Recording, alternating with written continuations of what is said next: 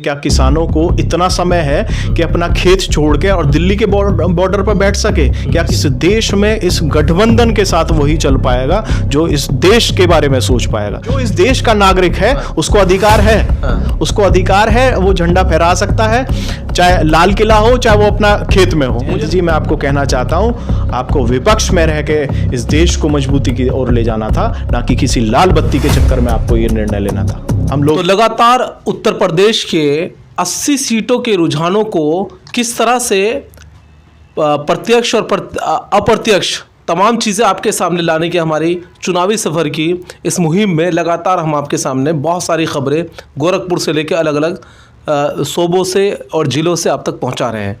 इसी कड़ी में हिंदुस्तान का एक बड़ा महानगर जहां से स्वतंत्रता की लड़ाई भी शुरू हुई थी, वहां से लोकसभा की लड़ाई किस तरह का रुख अपनाएगी, उन्हीं तमाम चीज़ों को आप तक पहुंचाने के लिए हमारी न्यूज़ नेटवर्क टीम पहुंची है मेरठ में। हम आपको बता दें कि इस वक्त हमारे कैमरे के सामने एक बड़े प्रवक्ता कांग्रेस के मौजूद हैं। उनसे हम सवाल करेंगे क्योंकि वो महज अपने मेरठ में ही नहीं, आसपास के सूबों में, ज़िलों में भी अक्सर करके जब कभी एक कार्यकर्ता के रूप में ज़रूरत पड़ती है कांग्रेस को, वो मौजूद होते हैं।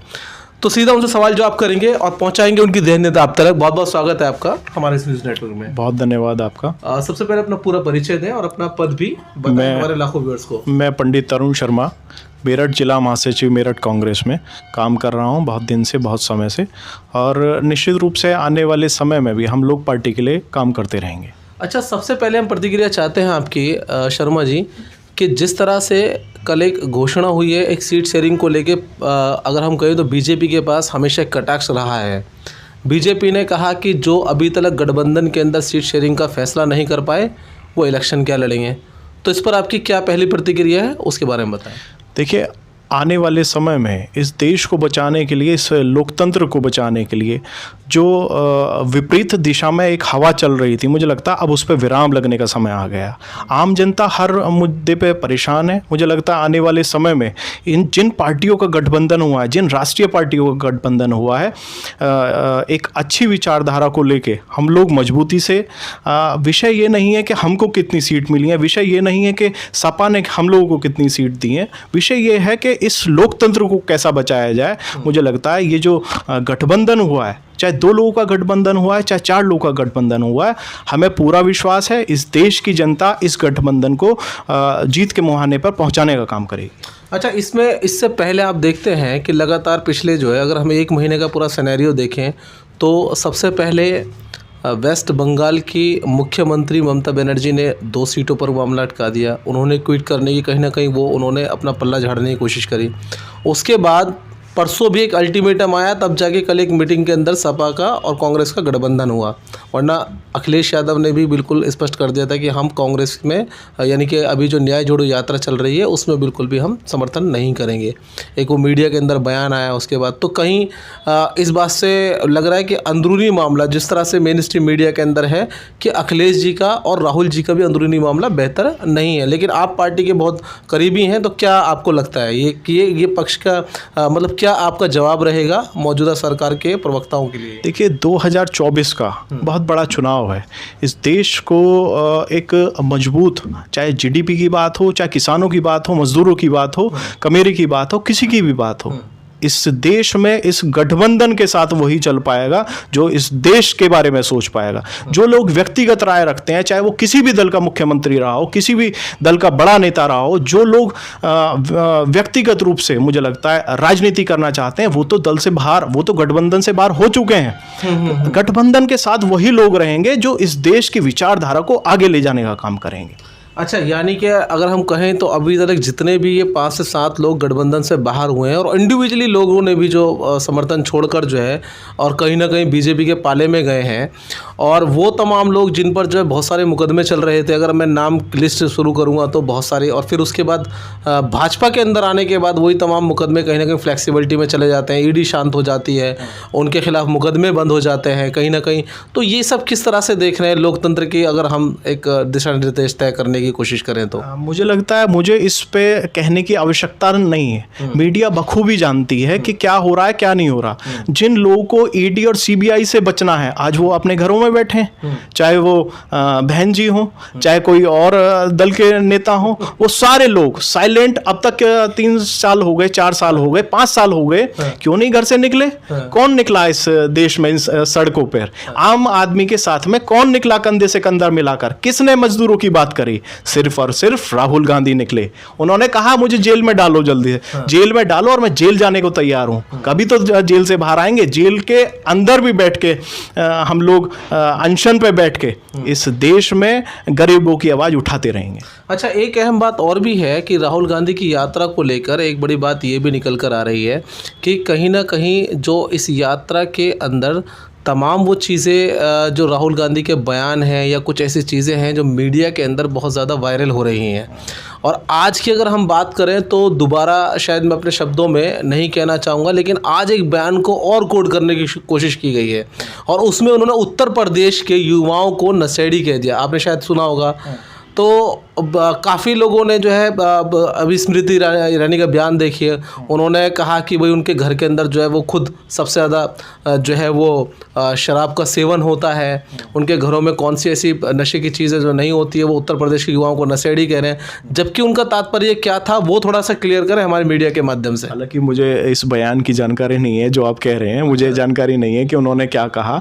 मैं व्यक्तिगत किसी पे कोई टिप्पणी नहीं करना चाहता, भले ही किसी सत्ता का कोई नेता हो। मुझे लगता है मुझे टिप्पणी नहीं। चलिए हम बता देते कि आज सुबह का एक बड़ा बयान जो कहीं ना कहीं पक्ष की तरफ से एक बड़ा बयान आया था। हालांकि उसके संदर्भ में राहुल गांधी ने बिल्कुल क्लियर करा है कि मेरा कहने का मतलब वो था कि उत्तर प्रदेश के अंदर भाजपा सरकार की एक मजबूत लॉ एंड ऑर्डर होने के बावजूद भी हजारों जो युवा है बेरोजगारी से त्रस्त होकर नशे की तरफ जा रहे हैं, जिसको कहीं ना कहीं भाजपा ने और भाजपा के प्रवक्ताओं ने कोड किया और कोड करके उन्होंने इस पूरे बयान को तोड़ मोड़ के अपने तरीके से मीडिया में पेश किया है। राहुल जी ने, मुझे जो लगता है राहुल जी ने ये समझाने का प्रयास किया होगा कि जब एक युवा के पास में रोजगार नहीं होगा, वो बेरोजगार होगा, निश्चित रूप से वो किसी ना किसी गलत रास्ते पे चलने का काम करेगा। राहुल जी ने ये थोड़ी करा है कि हर युवा नशेड़ी हो गया। राहुल जी ने ये बहुत बड़ा आंकड़ा ये भी होगा कि बेरोजगारी और किसानों ने जिस तरह से लगातार पिछले 3 से 4 साल में आत्महत्या का आंकड़ा बढ़ा है, वो अपने आप में ऐतिहासिक आंकड़ा रहा है। नहीं, बिल्कुल ठीक बात है। पिछली सरकारों में देख लीजिए, ये सरकार कहती थी कि गरीबों की आय दुगनी करेंगे। मुझे बताएं, मैं भी एक किसान परिवार से हूं, मुझे तो नहीं लगता हमारी आय दुगनी हो गई है। हमें तो अपनी फसल के दाम नहीं मिल रहे हैं जो है। तो ये जो सारी चीजें हैं ये चुनाव के दरमियान क्यों याद आती हैं? अच्छा, एक बात बताइए, अपने किसानों की बात की, अभी लोकसभा के चुनाव बिल्कुल करीब हैं, ऐसे में किसानों का अचानक फिर से आंदोलन पर आ जाना, और अगर हम बात करें कि शंभू बॉर्डर से लेके सिंगू बॉर्डर तक जो एक बड़ी प्लानिंग है और जिस तरह से कीलें लगा दी गई हैं, पुलिस के माध्यम से बैरिकेडर और दीवारें लगा दी गई हैं और तमाम राज्यों की सरकारें रोकने का प्रयास कर रही हैं, इसको कैसे देखते हैं? और फिर मैं किसान आंदोलन से अगला और अहम सवाल करूँगा। मुझे लगता है कि जब कोई राजनीतिक पार्टी इस देश में सत्ता के अंदर आती है तो सबका अधिकार है अपनी बात को मनवाने का, सबका अधिकार है अपनी बात को रखने का। रही बात आंदोलन की, आंदोलन मुझे लगता है आज से नहीं हो रहा, आंदोलन तो काफ़ी समय से हो रहा है। ये सरकार क्यों गूंगी होके बैठी थी? ये सरकार क्यों गूंगी बहरी होके बैठी थी? इतने लोगों की शहादत इस सरकार ने दे दी है और फिर दोबारा मजबूर आप उसी किसान सरकार की वजह से शहादत हुई है। इस सरकार की वजह से मैं वही कहना चाह रहा हूँ। मगर आप ये बताइए, जब एक चुनाव आता है, एक प्रक्रिया शुरू होती है, तो आम आदमी भी ये चाहता है कि हम अपनी बात मनवाने का, मुझे लगता है इससे बेहतर कोई समय नहीं हो सकता चुनाव के समय में। अच्छा, इसमें एक आरोप लगाया जा रहा है आपकी सरकार पे कि किसानों को जो है लोकसभा जब आप देख रहे थे कि ममता बनर्जी, फिर नीतीश कुमार, फिर उसके बाद अगर हम बात करें तो आरएलडी के अध्यक्ष लगातार जब ये पाले से छिड़कते जा रहे थे तो आपको कुछ नहीं मिला, तो उसके बाद किसानों को भड़काने का काम किया कांग्रेस ने, ऐसे आरोप लग रहे हैं। क्या किसानों को कोई भड़काने का काम कर सकता है? आप मुझे बताइए, क्या किसानों को इतना समय है कि अपना खेत छोड़ के और दिल्ली के बॉर्डर पर बैठ सके? क्या किसानों की स्थिति, किसानों की आय इतनी मजबूत है? क्या किसान को अच्छा लगता है, मजा आता है कि अपने खेत किसान छोड़ के, खलियान छोड़ के और वो दिल्ली के बॉर्डर पर बैठे? जब उसको मजबूर करोगे तब तो वो कहीं ना कहीं विरोधाभास की स्थिति में। एक अहम सवाल और भी है, इसके बाद हम आखिरी सवाल पर आएंगे और अहम सवाल पर आएंगे। अभी मैंने एक सवाल किया था कि जिस तरह से पिछली बार से कहीं ज़्यादा मजबूत तरीके से पुलिस प्रशासन के द्वारा रोका जा रहा है। अगर हम बात करें शंभू बॉर्डर के अम्बाला में, यानी कि हरियाणा और पंजाब के बॉर्डर पे उनको रोका जा रहा है पिछले कई दिनों से। एक नौजवान आज सुबह शहीद भी हो गया, उसमें उसको गोली लगी पुलिस की। या जिस तरह से वहाँ पर जिस तरह से वहाँ पर लगातार जो है पुलिस के द्वारा जो है उन्हें रोकने के लिए आंसू गैस के जो है ड्रोन से जो है वो आंसू गैस के गोले छोड़े जा रहे हैं, या जिस तरह से वाटर कैनन, यानी पिछली बार से शायद 20 गुना ज़्यादा बड़ी मजबूत तरीके से दीवारें, कीले और तमाम चीज़ें, बैरिकेड्स, वो क्या उसको कैसे देखते हैं? क्या लोकतंत्र के अंदर अपनी आवाज़ उठाने का अधिकार कहीं ना कहीं मरते हुए नजर आ रहा है? नहीं, मैं तो आज मीडिया को आपके माध्यम से बधाई और शुभकामनाएं और धन्यवाद देना चाहता हूं अपनी पार्टी की तरफ से कि इतने खराब लोकतंत्र में, इतनी जहां मीडिया पे पाबंदी सरकार ने लगाई है जो कि कभी हमने भी नहीं देखा। मुझे लगता है आप जैसे लोग जो सच्चाई, जो डाउन टू अर्थ पे, उस पे जाके, ज़मीनी उस पे जाके आप सब लोग इस चीज़ को दिखा रहे हैं, मैं आपका भी धन्यवाद करना चाहता हूँ। और मुझे लगता है कि प्रशासन तो उसी का चलता है जिसकी सरकार चलती है। मैं प्रशासन को गलत ठहरा ही नहीं सकता। मैं तो ठहरा रहा हूँ केवल और केवल सरकार को। प्रशासन तो वही करेगा जो सरकार करवा रही है। यानी कहने का मतलब ये, प्रशासन ने जो तैयारी करी है वो मौजूदा सरकार के कहने से की है, अगर ये आपका आरोप है। निश्चित। लेकिन एक साथ में बात ये भी है कि कहीं ना कहीं आपने देखा होगा कि इस बार इसलिए ज़्यादा रोका गया है दिल्ली में ना जाने से, क्योंकि यही वो किसान थे जिन्होंने लाल किले के ऊपर झंडा फहराने की कोशिश की थी। वो आपने देखी तमाम वीडियो, ट्रैक्टर को लाल किले के अंदर घुसा दिया था। जबकि कहीं ना कहीं अगर दिल्ली में, अगर हम बात को दिल्ली के अंदर अगर हम कहें तो रामलीला ग्राउंड के अंदर एक प्रॉपर जगह होती है, एक प्रॉपर एक व्यवस्था होती है जहां पर ये तमाम चीज़ें प्रदर्शनकारियों को जो जगह दी जाती है। तो लेकिन लाल किले के अंदर झंडा फहराना, ये भी कहीं ना कहीं मैं समझता हूं कि शायद देश के लिए एक बड़ी शर्मनाक बात थी दुनिया के सामने। नहीं।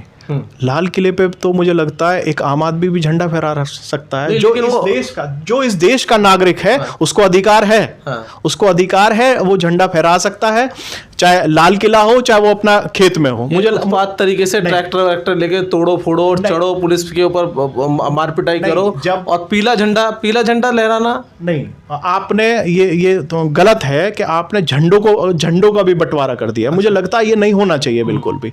और रही बात लाल किला पे झंडा फहराने की, तो मुझे लगता है इसमें हम सारे लोग स्वतंत्र हैं, हम इस देश के बाशिंदे हैं, हम इस देश के नागरिक हैं, हमारा अधिकार बनता है। यानी अगर अगली 15 अगस्त को आपको मौका मिलेगा तो आप जरूर जाओगे लाल किले में? निश्चित रूप से। देखिए, एक बहुत बड़ी बात जो है इस तरह की निकल कर है, बड़ी बेबाकी से जो है तमाम जवाब दिए हैं।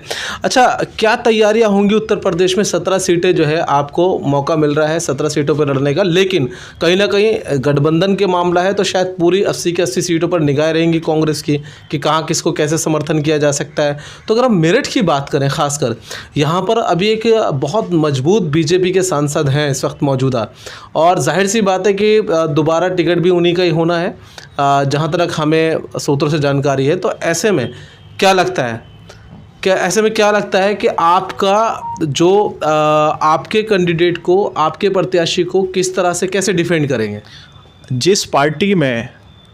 जिस राष्ट्रीय पार्टी में 2 लोग केवल सत्ता चला रहे हों केंद्र की, वहाँ क्या आप कह सकते हैं कि ये मुझे लगता है दोबारा रिपीट करेंगे? जहाँ तक आपने मेरठ की बात की हमारे सांसद जी की, मुझे लगता है अभी मैं कल एक वरिष्ठ उनके यहाँ बैठा था, तो उन्होंने कहा हमारे यहाँ तो यही नहीं पता कि आज कैंडिडेट कौन है, कल कैंडिडेट कौन है। अच्छा, जब ये प्रक्रिया इन्हीं की पार्टी के लोग विरोध करते हैं, तो मुझे लगता है ये कहना भी गलत है कि दोबारा किसी को कैंडिडेट बनाया जाए। जयंत चौधरी के हालात कैसे देखते हैं? जाटों को किस नज़रिए से देख रहे हैं? क्योंकि उनके दादाजी को, प्रधानमंत्री जी को, पूर्व प्रधानमंत्री जी को जो है वो भारत रत्न मिल जाता है, जो कि साल में सिर्फ 3 लोगों को मिलता था। इस बार एक्स्ट्रा भी जो है वो डिस्ट्रीब्यूट कर दिए गए हैं। तो भारत रत्न को कैसे देखते हैं, और जयंत चौधरी का सिनेरियो, और जयंत चौधरी से क्या ये किसान आंदोलन की वजह से बड़ा वोट बैंक छिटक के ये क्या आपकी झोली में जाएगा गठबंधन की, क्या उम्मीद लगती है? देखिए, जहाँ तक आपने चौधरी चरण सिंह साहब की बात की, इस देश में उनसे बड़ा मुझे लगता है कोई किसान नेता अभी तक तो नहीं हुआ है। जहाँ तक